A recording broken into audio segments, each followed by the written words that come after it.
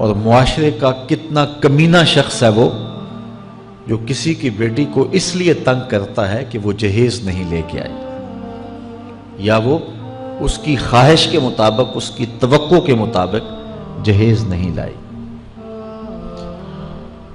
شریعت اسلامیہ نے تو نکاح کو آسان قرار دیا، اور یہ جو ہم اتنی لمبی چوڑی باراتیں لے کر کے چلے جاتے ہیں بیٹی والوں کے گھر میں، تو اسلام میں تو اس کا ایسا کوئی تصور نہیں ہے۔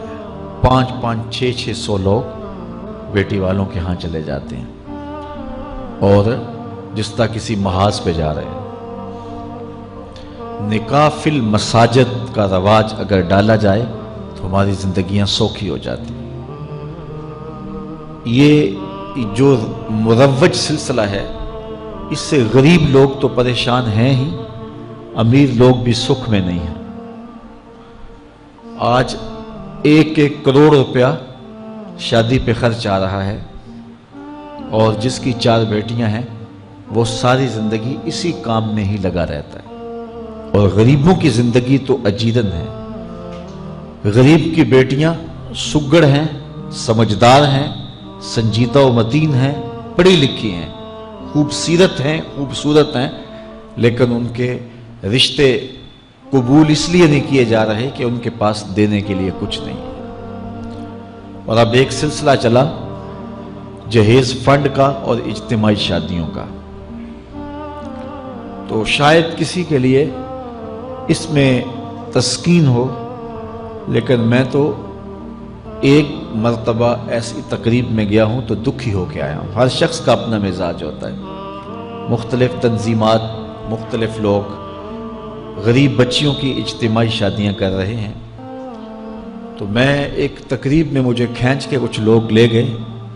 میں نے کہا مجھے تجربہ تو نہیں ہے، لیکن مجھے لگتا ہے کہ میرے لیے تکلیف کا سامان ہوگا، اور دوست جس مقصد کے لیے مجھے لے کے جا رہے ہیں تو ان کا مقصد بھی پورا نہیں ہوگا۔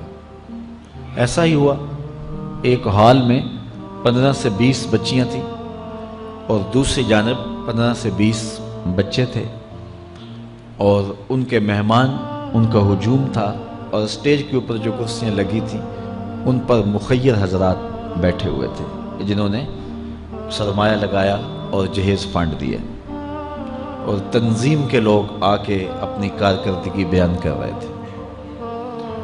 تو آخر میں انہوں نے مجھے کہا کہ ہم آپ سے کچھ سننا چاہتے ہیں، تو میں نے بیٹھے بیٹھے کہا کہ میں دعا کر دیتا ہوں، لیکن ان کا اصرار بڑھا، تو میں نے مائک پہ آ کے کہا کہ انسان کی زندگی میں 3 موقع ہوتے ہیں جس دن وہ مہمان خصوصی ہوتا ہے، اور سب لوگوں کی نظر اسی کے چہرے پہ ہوتی ہے۔ ایک جب وہ پیدا ہوتا ہے تو کالا کلوٹا بھی ہو تو ساری بستی اس کا منہ دیکھنے آتی ہے، اور اسے بہنیں چاند کہہ کے پکارتی ہیں، چاہے اس کا رنگ گہرا سیاہ کیوں نہ ہو۔ دوسرا موقع انسان پر اس وقت آتا ہے جب وہ دولہا بنتا ہے، تو سارے لوگ اسی کو دیکھتے ہیں، اور وہ نگاہوں کا مرکز ہوتا ہے، اور چیف گیسٹ وہی ہوتا ہے۔ اور تیسرا وقت اس کے اوپر تب آتا ہے جب وہ چٹا لٹھے کا لباس پہنتا ہے، تو سارا شہر اس کا منہ دیکھنے آتا ہے۔ تو میں نے کہا ان غریب لوگوں سے آج تم نے یہ حق بھی چھین لیا۔ آج مخیر حضرات کو اوپر بٹھایا اور ان کو نیچے بٹھایا ہوا ہے، اس لیے کہ یہ غریب ہیں، اور کسی کے چہرے کے اوپر میں نے کہا خوشی کے آثار نہیں نظر آ رہے، اداسیاں ہیں، اور اتنے لوگوں کو ان کی غربت کا گواہ بنا رہے۔ ایک دم سکوت طاری ہو گیا حال پر، چونکہ مجھ سے وہ کچھ ایسی باتیں سننا چاہ رہے تھے جس سے ان کو داد ملتی۔ میں نے کہا تمہارے جذبے اپنی جگہ پہ، لیکن کاش کے رات کے اندھیرے میں ان بیٹیوں کے ماں باپ کو تم نے کچھ پیش کیا ہوتا اور یہ اپنے گھر سے رخصت ہوتی تو عرش والا رب بڑا راضی ہوتا۔ لیکن برا کرے نمائش کا کہ ہم نے ان بیٹیوں کا تماشا لگا دیا۔ میں ایک شہر میں گیا تو وہاں آج کل وہ پہلے تھا نا عمرے کے ٹکٹ محفل نعت میں، تو آہستہ آہستہ مجمع سمٹ گیا، تو اب ایک نیا سلسلہ شروع ہوا ہے کہ جہیز کی پرچیاں نکالی جائیں گی۔ تو اسی سال آپ کے قرب میں ایک جگہ 10 کے 15 جہیز فنڈ تھے، تو مجھے خطاب کرنے کے لیے انہوں نے کہا، تو بڑے شوق سے منتظم محفل نے بتایا کہ 15 بچیوں کا جہیز بھی نکالا جائے گا، اور اس پردے کے پیچھے ہزاروں بچیاں بیٹھی ہوئی ہیں۔ تو میں نے اپنی گفتگو میں کہا کہ یہ ظلم نہ کرو، یہ زیادتی نہ کرو، تمہارے پاس 100 لوگوں کا کھانا ہے تو 500 لوگوں کو نہ بلاؤ کہ تم قرعہ اندازی کر کے 100 آدمیوں کو کھانا دے دو اور 400 آدمیوں کو کہو کہ تمہارا نام نہیں نکلا۔ تمہارے پاس 100 کا کھانا ہے تو 100 کو ہی پردے سے بلاؤ اور ان کو کھانا کھلا دو۔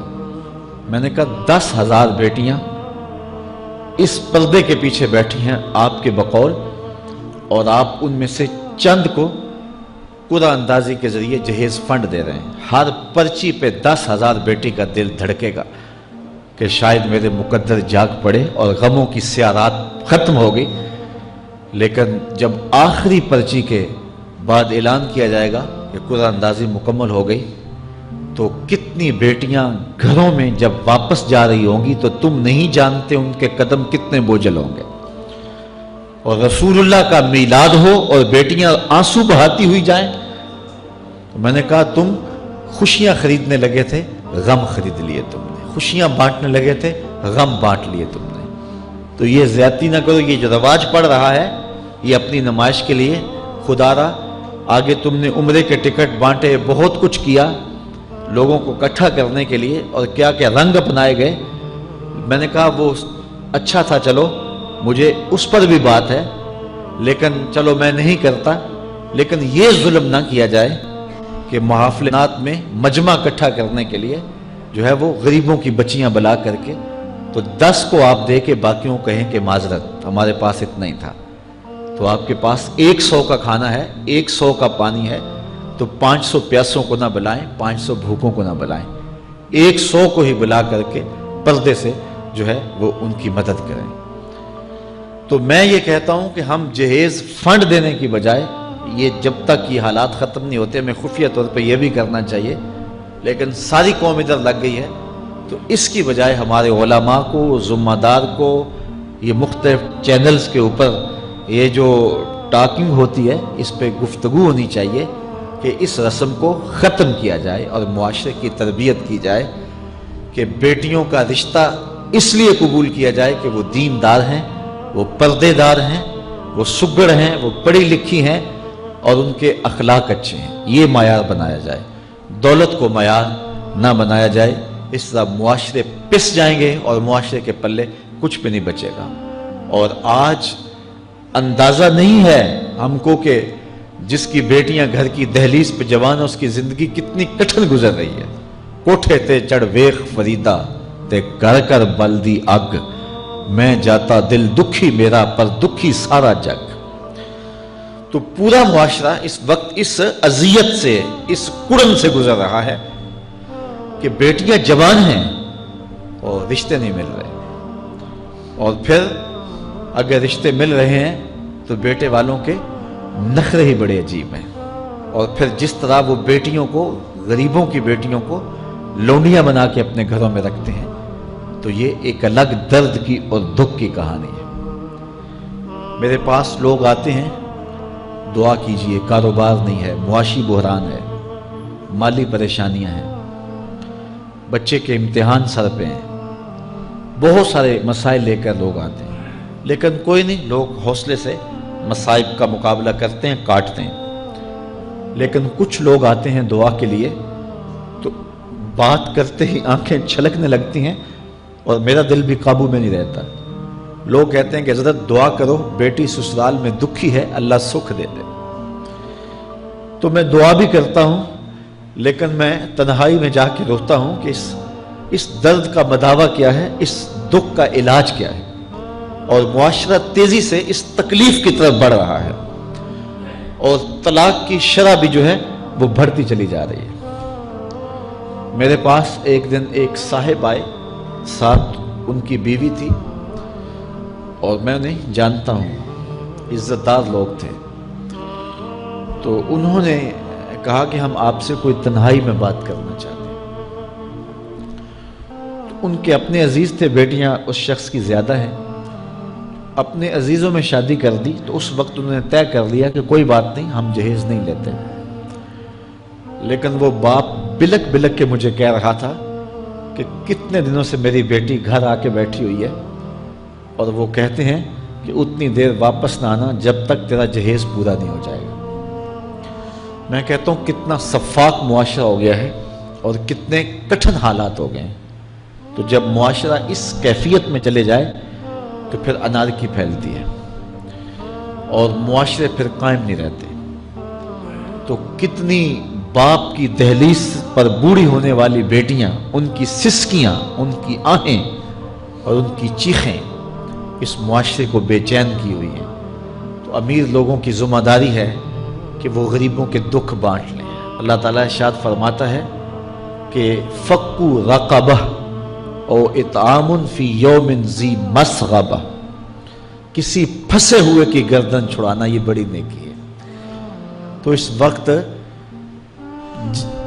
غریب کی بیٹیوں کا رشتہ کوئی قبول نہیں کرتا۔ اگر کوئی نوجوان اور اگر کوئی سرمایہ دار غریبوں کی بیٹیاں قبول کر لے تو یہ اس کی مہربانی ہوگی، اور اگر یہ نہیں کر سکتا تو کم از کم ان بیٹیوں کی شادیوں کا اہتمام کیا جائے، لیکن یہ مہربانی کی جائے کہ غریبوں کی بچیوں کو نمائش گاہ میں نہ کھڑا کیا جائے اور ان کی غربت کا تماشا نہ بنایا جائے۔ رات کی تنہائی میں ان کے ماں باپ کی خدمت کی جائے تاکہ وہ اپنی بیٹیوں کو عزت سے اٹھا سکیں۔ میرے حضور نے ارشاد فرمایا وَرَجُلٌ تَصَدَّقَ بِصَدَقَةٍ فَأَخْفَاهَا حَتَّى لَا تَعْلَمَ شِمَالُهُ مَا تُنْفِقُ يَمِينُهُ، جس شخص نے تنہائی میں خیرات کی کہ دائیں ہاتھ نے جو خرچ کیا بائیں کو پتہ بھی نہ چلا، قیامت کے دن جب کوئی سایہ نہیں ہوگا اللہ اس شخص کو اپنے عرش کا ٹھنڈا سایہ عطا فرمائے۔ تو یہ جو اجتماعی شادیوں کا ماحول ہے، تو اگر اس کو ہم اس میں تبدیل کر لیں کہ غریبوں کی عزت نفس مجروح نہ ہونے پائے، تو اللہ تعالیٰ یہ توفیق نصیب فرمائے اور معاشرے کے اندر ایسے لوگ نکلیں جو معاشرے کے دکھ بانٹتے ہیں۔ اور علماء کو منبر و محراب سے زوردار آواز اٹھانی چاہیے کہ یہ جو رسم پیدا ہو گئی ہے جہیز کی، اور اس کے بغیر بیٹیاں گھر سے رخصت نہیں ہو سکتی ہیں، تو اس کو ختم کیا جائے اور اس کے خلاف عملی جہاد کیا جائے، اور اس کے لیے امیر لوگ نمونہ بنیں۔